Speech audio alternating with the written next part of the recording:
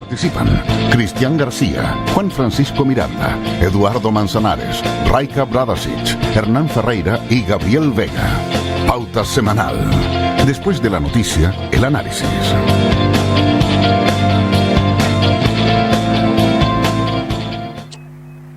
Muy buenas tardes, queridos auditores, televidentes de Polar Comunicaciones. Soy Juan Francisco Miranda. Iniciamos Pauta Semanal como todas las semanas con Eduardo Manzanares, Gabriel Vega y Hernán Ferreira para analizar lo que fue la semana noticiosa en términos políticos a nivel nacional y regional.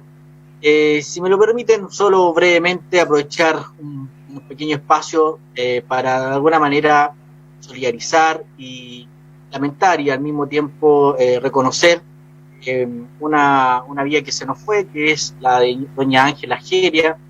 Independiente que sea la madre de la expresidenta Bachelet, ella ha sido reconocida por su historia en términos de lo que fue la defensa de los derechos humanos, una víctima de primera línea en términos de lo que fue como la violación de derechos humanos, y que a lo largo del tiempo mostró su estatura moral.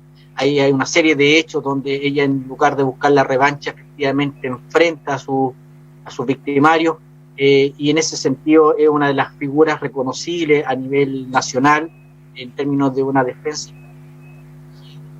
de lo que significa el respeto de los derechos humanos. Vaya sobre todo a la familia Bachelet Geria, nuestra condolencia, en este caso a nombre personal. Quizá Eduardo, militante del Partido Socialista, pudiese quizá dar un pequeño mensaje respecto a esta lamentable pérdida de vida de doña Ángela Ageria. Sí, bueno, Ángela Ageria fue una mujer fundamental en la defensa de los derechos humanos. No olvidemos que ella sufrió parte del sistema, ¿no es cierto?, de torturas y de privación de libertad que hubo en la primera época. Partió al exilio después de la muerte, obviamente, de su marido, que era el general Bachelet, comandante en jefe de la facha hasta el golpe. Y posteriormente, después de 5 años de exilio, vuelve a Chile. Y lo tremendo de esta mujer, que además después de 20 años de trabajo, ella ingresa a estudiar a la Universidad de Chile antropología, que después se transformó en arqueología, y en el transcurso de eso también fue parte fundamental, ¿no es cierto?, del equipo de defensa de los derechos humanos que estaba en la Vicaría de la Solidaridad, entre otras. Y además demostró su humanidad. Fíjate que en algún momento, para nosotros muchas veces, el general Matei fue parte de los opresores, de quienes representaban de alguna forma ese mecanismo, ¿no es cierto?, de represión que tenía la dictadura hacia quienes representamos los valores, ¿no es cierto?, del socialismo y del progresismo en general. Y sin embargo, cuando le preguntaron a ella si ella pensaba que el general Matei había sido parte de quienes habían sido los torturadores de su marido, le dijo que no, que ella estaba convencida de que no, porque ella lo conocía. Es más, asistió a su funeral. Yo creo que eso también demuestra un poco la estatura moral de ciertas personas, que más allá de las cuestiones obviamente inmediatas de la vida, tuvo la capacidad, ¿no es cierto?, para ir más allá. Era una persona muy mesurada, muy pausada, nunca se le escuchó un exabrupto ni nada por el estilo. Efectivamente me sumo a esas condolencias a la presidenta Bachelet, y creo que va a estar complicado, porque lo que yo entiendo es que no va a poder asistir al funeral. No sé si es la verdad.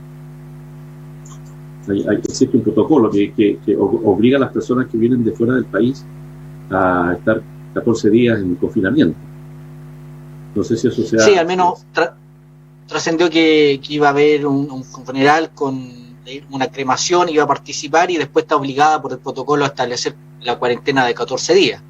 Pero bueno, este pequeño minuto del programa, precisamente para reconocer, en este caso, a doña Ángela Ageria, su entrega por la defensa de los derechos humanos, y sobre todo después del retorno a la democracia, por no solo no buscar la revancha, sino buscar la verdad, sobre todas las cosas, la verdad y la justicia.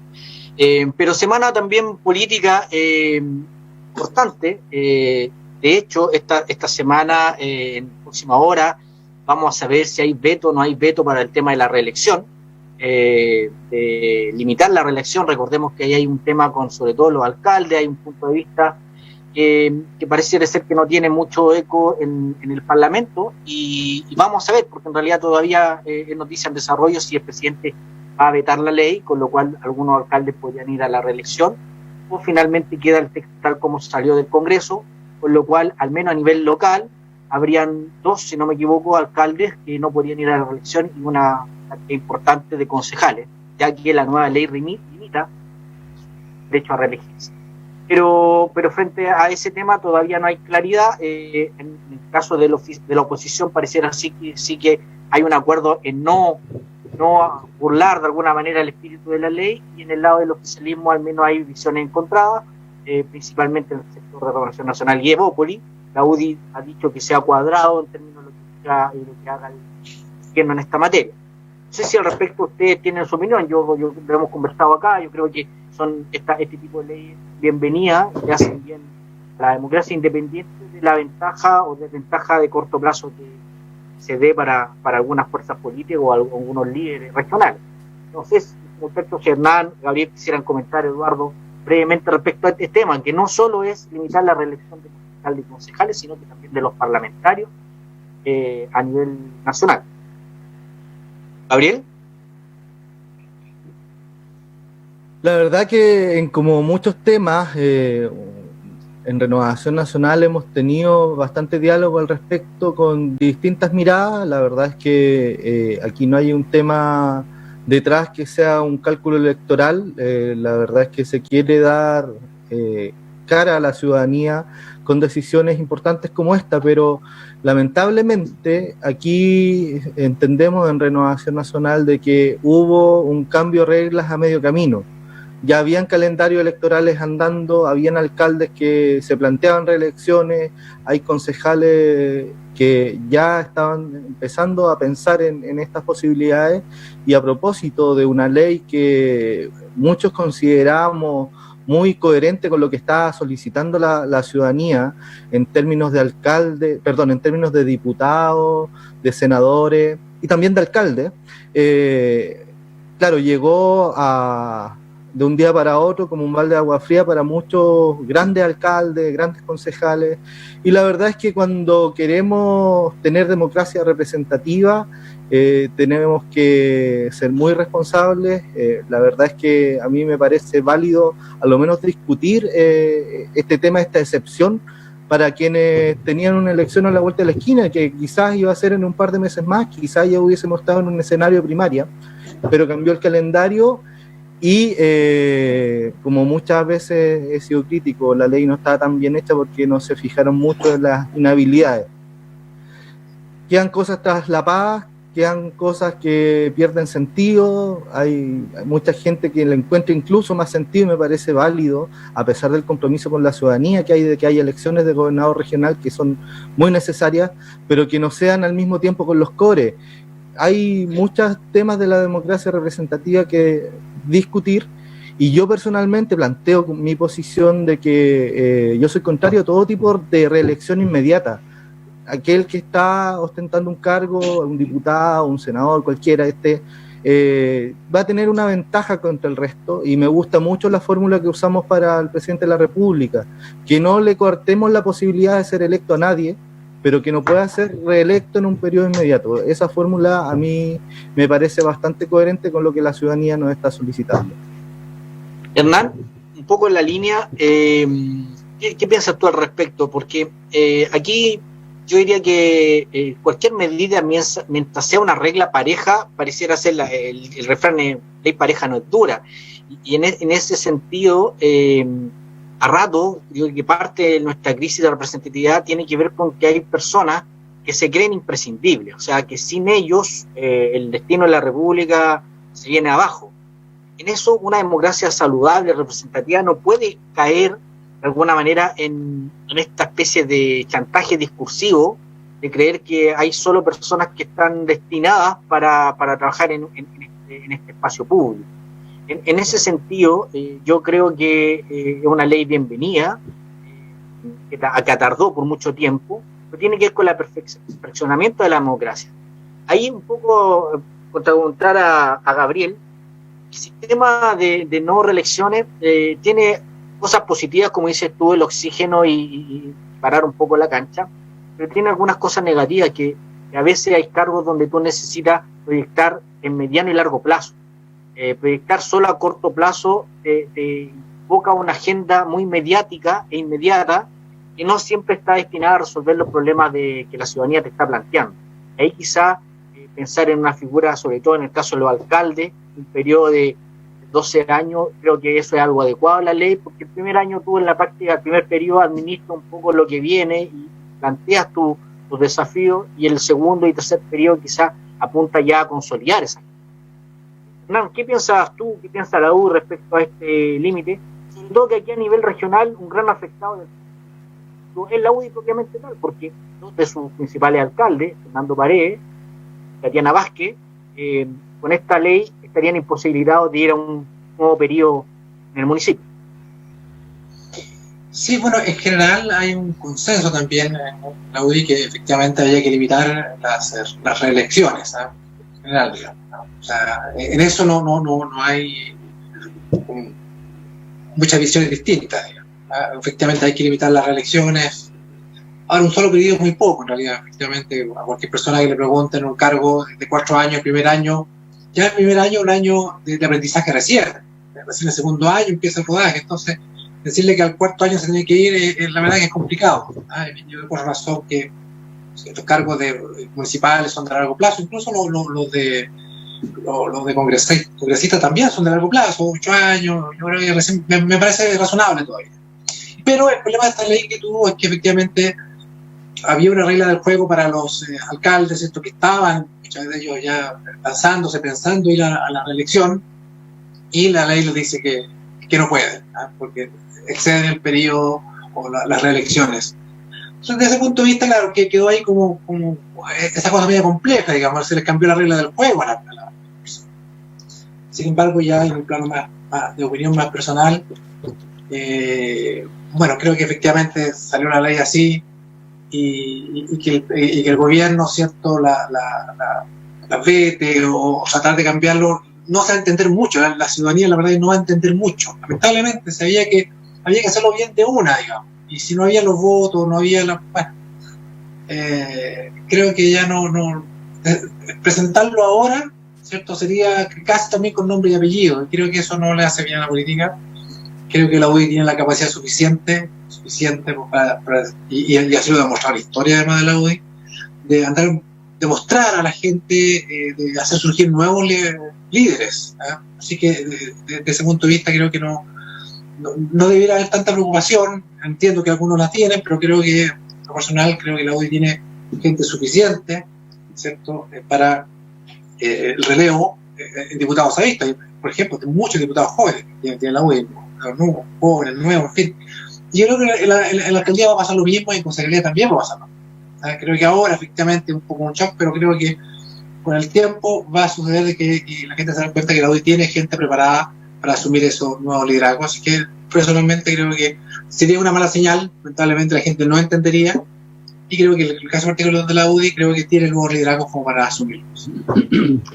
Eduardo, quizá en el sector nuestro hay una autocrítica que viene desde los tiempos de la concertación, de que hay liderazgos que se instalaron con bastante legitimidad al principio de los 90, después de ya más de 30, cercano a 30 años, todavía están ahí, y de alguna manera la autocrítica ha sido que no hemos tenido la capacidad de renovación precisamente de líderes, de rostro, y por ahí esta ley esperábamos hace rato, y lo digo, esperábamos en primera persona plural porque gran parte de los partidos políticos de la centroizquierda hay que reconocer que no hemos tenido la capacidad de renovación del liderazgo como si de alguna manera lo ha tenido la centro derecha.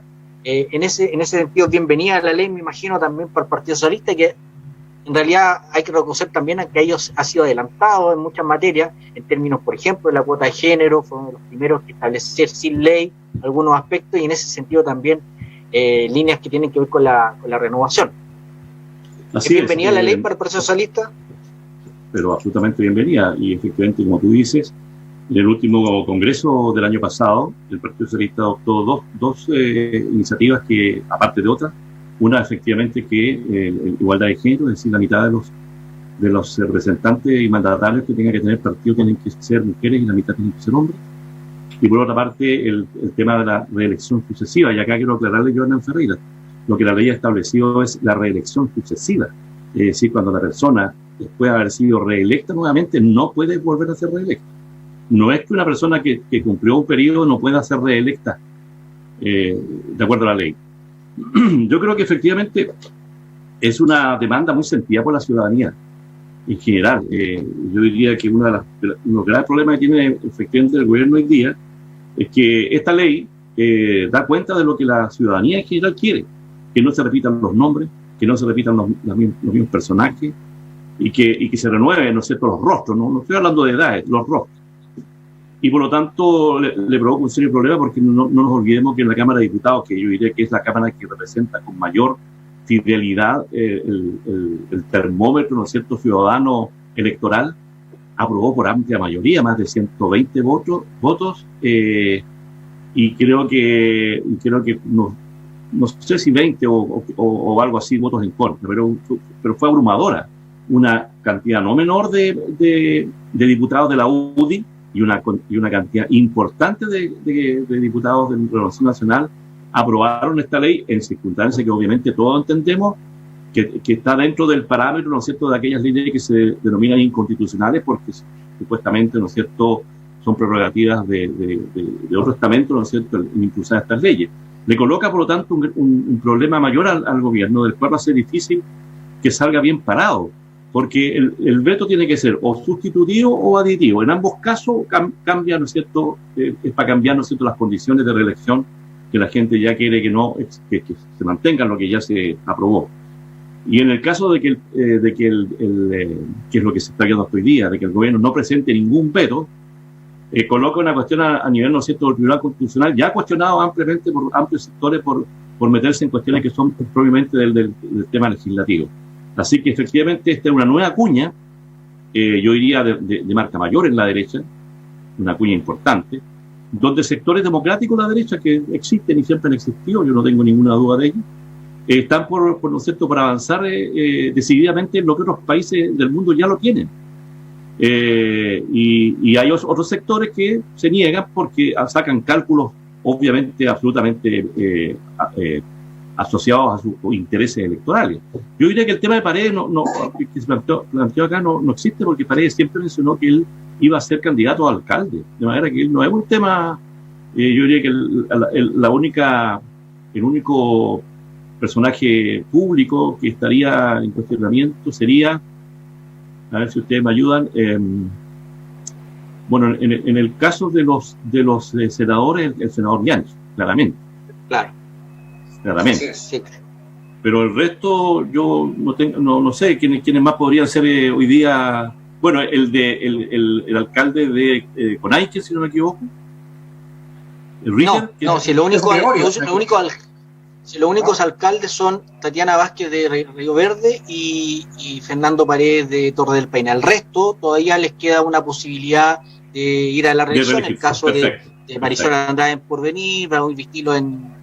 Ahora, esto abre el tema, ¿no es cierto?, de la ficción política, porque se dice que Bianchi se presentaría a gobernador, lo cual colocaría también un problema.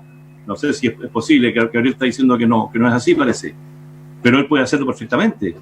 Se puede presentar a diputado y el diputado presentarse a senador. O sea, efectivamente, la teoría de la ficción política queda mayor. Ahí quizá el objetivo de todas estas leyes tiene que ver con perfeccionar la democracia. Recordamos que muchas vienen después del estallido social, y incluso algunas estaban hace rato, la verdad es que estaban hace rato, pero muchas estaban durmiendo archivadas, pero pareciera ser que esta semana, en términos al menos cualitativos, ha sido positivo. En términos de esta limitación de la reelección, esta semana también ya se vio el tema de bajarle los ingresos a los sueldos altos de la administración del Estado, de los parlamentarios, por ahí un 25%, algunos querían más, otros, ahí está la defensa, pero lo cierto es que hay una baja importante en términos, viendo el vaso medio lleno, eso es positivo. El tema está para los partidos políticos de nuestro sistema de representación, ¿Qué más tenemos que hacer? ¿Qué más se tiene que hacer para volver a tener un poco el respaldo ciudadano, la legitimidad y en ese sentido una mejor democracia en términos de representación? Todavía queda mucho por hacer, pero estas medidas tampoco son algo que muy importante. Esto era lo mínimo que se esperaba, que se tenía que dar. Todavía, por cierto, faltan pasos que dar, y ahí les consulto su mirada a todos ustedes, igual que yo, de partidos políticos. ¿Cuál es la mirada respecto a qué más se tiene que hacer para volver a tener de alguna manera la confianza de la ciudadanía en nuestro sistema político? ¿Bien? La verdad es que desde nuestro partido hemos planteado siempre mirar de cara a la ciudadanía, hemos tenido un foco importante en proponer al gobierno, y el rol que cumple en el oficialismo o en la oposición siempre es distinto, y en el oficialismo es siempre propositivo y sobre todo en los momentos que estamos, políticas que vayan en beneficio de aquellos que más necesitan, siempre con renovación de rostros, siempre con renovación, con una mirada importante hacia la juventud, renovación nacional mucho ruido hace muchas veces por sus distintas miradas y por el prisma en que se ven las cosas, y lo que ha optado Renovación entre dos caminos, uno de ser un partido chiquitito, ordenado, con poca representatividad, y el otro de ser un partido grande, un partido muy representativo, un partido donde podamos convivir liberales, conservadores, católicos, evangélicos, etcétera. Se nos producen estos desórdenes, y la intención siempre ha sido representar el sentir ciudadano, el sentir sobre todo de la clase media. Nos hemos identificado mucho con la clase media para poder proponerle a ellos, que no son ni objeto de políticas públicas ni gozan de los privilegios que muchas veces produce la economía. Entonces hemos hecho un trabajo de convivir con muchas almas, de tratar de representar todas estas miradas desde un partido político, y entiendo que los resultados han sido buenos, y así lo dicen las cifras. Las bancadas más grandes, 5 de cada 10 concejales en Chile son de Renovación Nacional, 4 de cada 10 cores en Chile son de Renovación Nacional, la bancada más grande en diputados, la bancada con más mujeres, la bancada que hace rato que está trabajando con pueblo originario y tiene representante pueblo originario en la Cámara de Diputados, entre otras cosas, con grandes valores, con grandes senadores históricos de Renovación Nacional y nuevos rostros que también han buscado esta representatividad. Yo creo que ese camino y esa nueva mirada que está imprimiendo a su vez con sus bemoles Mario Desbordes hoy ha sido un poco el camino que hemos querido llevar como opción de la representatividad. No obstante, en lo institucional hay mucho que trabajar, y yo creo que no hay que cerrarse a dialogar, y de hecho el camino del diálogo también ha sido un gran aporte, entiendo, de nuestro partido, no al nivel de proponerlo, porque el diálogo no le pertenece a nadie. Muy bien, Gabriel, nos vamos a la pausa, volvemos en Pauta Semanal.